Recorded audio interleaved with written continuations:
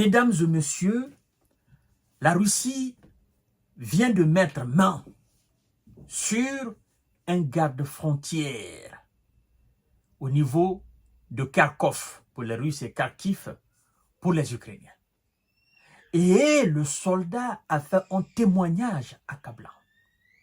Un témoignage qui explique tout naturellement les raisons pour lesquelles d'ailleurs la Russie a eu autant de facilité à capturer des localités auprès de Kharkov. Chères dames, chers messieurs, chères demoiselles, l'on se poserait la question, comment peut-on être dans une situation aussi conflictuelle de haut niveau et ne pas être prêt à 1000% au niveau de toutes les frontières? C'est ce que nous allons voir tout à l'heure. Ce mec que vous voyez devant vous, voilà, il a été capturé par l'armée russe. Oui. Mais avant tout, partagez la vidéo dans tous les groupes possibles. Abonnez-vous sur cette page et activez la cloche de notification pour ne plus rater mes vidéos. Partagez la vidéo sur vos différents profils, vos différentes pages.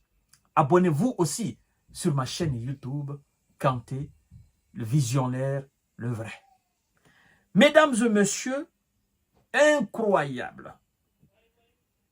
Et dit, je cite, Kiev n'a rien préparé pour ses soldats près de Kharkov, témoigne un garde-frontière capturé par l'armée russe. Selon le militaire, c'est lui qui a été capturé. Selon le militaire, écoutez bien. Il creusait la terre pour faire des abris et dormait dans des locaux inondés depuis des semaines. Le garde, lui-même, il dit, il n'y avait absolument rien. C'est nous-mêmes, les gardes.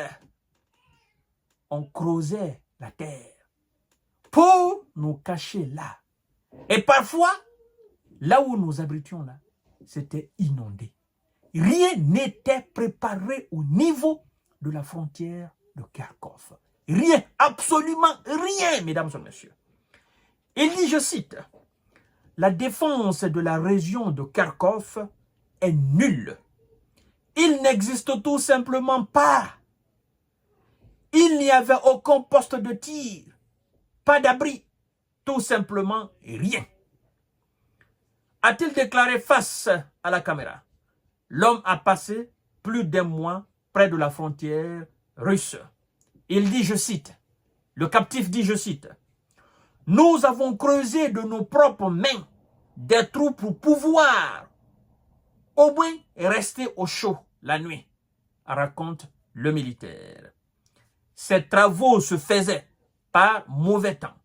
Les soldats dormaient pendant des semaines dans des abris inondés. Selon lui, les troupes russes progressent depuis une semaine dans la région de Kharkov et ont libéré 14 localités d'après le bilan du ministère russe de la Défense. 63 militaires ukrainiens se seraient rendus. Ils ont compris que s'ils ne se rendaient pas, ben, ils vont tout simplement aller au repos éternel. Mesdames et messieurs, c'est un témoignage flagrant. Ça prouve à suffisance, aux yeux de tout le monde, que tout ce qui est raconté sur les plateaux de télévision, nos défenses, nos lignes, nos mamans, nos chachas, comme ça, tout est faux. Tout est faux. Comment? Vous, à partir d'une position où vous commettez des exactions sur la ville frontalière russe qu'on appelle Belgorod, à partir de là, parce que c'est fait à partir de la région de Kharkov, ils envoyaient des drones sur Belgorod. Vous êtes là. Alors, vous vous attendiez à quoi? Peut-être que vous vous disiez, ben, la Russie a d'autres choses à faire au niveau du sud, de l'ouest, de l'est. La Russie ne nous attaquera jamais ici au nord. De toutes les façons, certainement, elle n'est pas encore prête. Et puisque le commandant en chef de l'armée ukrainienne lui-même, c'est ce qui est dangereux dans l'affaire. Parce que lui-même a fait la déclaration. Monsieur Oleksandr Syrski, lui-même a dit que la Russie est en train d'amasser il a dit plus de 50 000. Que la Russie est en train d'amasser plus de 50 000 soldats au niveau du nord du pays. Et que une éventuelle offensive n'est pas à exclure. À partir du moment où vous-même qui êtes le patron de l'armée, d'une armée, j'estime que vous avez un service de renseignement militaire. Bien sûr, il y a un service de renseignement militaire qu'on appelle GUR. À partir du moment où les éléments de ce service vous ont rapporté les preuves d'une éventuelle attaque à partir de Kharkov, qu'est-ce que vous devez faire? Dans les conditions normales, vous ne devriez plus vous contenter seulement des gars qui gardent la frontière, qui sont juste là, 2, 3, 4, 5 personnes, les gardes frontières. Vous devez procéder, n'est-ce pas, à la mise en place des tranchées. Vous devez préparer, vous devez rapidement mettre quelque chose en place pour pouvoir stopper l'avancée, l'offensive même russe. Vous n'avez pas fait cela. Vous êtes resté assis et on a lancé l'offensive. Et puis c'est vous qui dites, nous sommes arrivés, nous sommes parvenus à stopper l'avancée russe. Mon œil, vous êtes parvenu à faire quoi? Là où vous êtes même, vous ne pouvez même pas solidifier ces positions.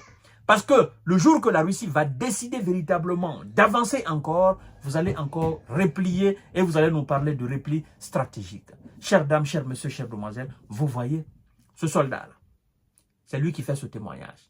On ne va pas nous dire que non, oh non, non, c'est lui qui fait ce témoignage. Il est aujourd'hui dans la main des Russes. Lui, il est au chaud. Il est au chaud. Et ces 63 militaires qui se sont rendus, ils sont au chaud aujourd'hui parce qu'ils ont compris qu'ils n'ont pas d'avenir là. S'ils continuent de s'obstiner, bon, ils iront rejoindre les autres dans leur repos éternel. Chères dames, chers messieurs, chères demoiselles, voici alors les raisons pour lesquelles M.